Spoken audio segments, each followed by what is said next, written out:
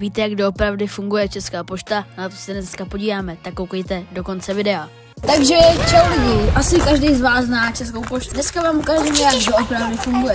Teďka mi má kuriér přivést balíček, tak se podíváme, jak to doveze. Už kuriér přichází, tak se na to podívám. Je to ta televize? A takhle funguje Česká pošta. Co to ještě rozvedeš, nebo taky unboxing. Co pak nám to dovezli?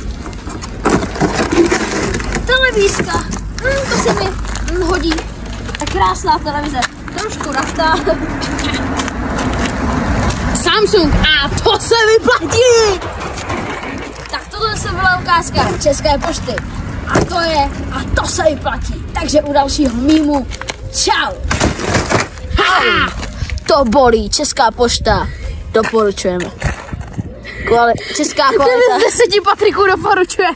Přesně tak, česká kvalita, ta se určitě vyplatí. Čau.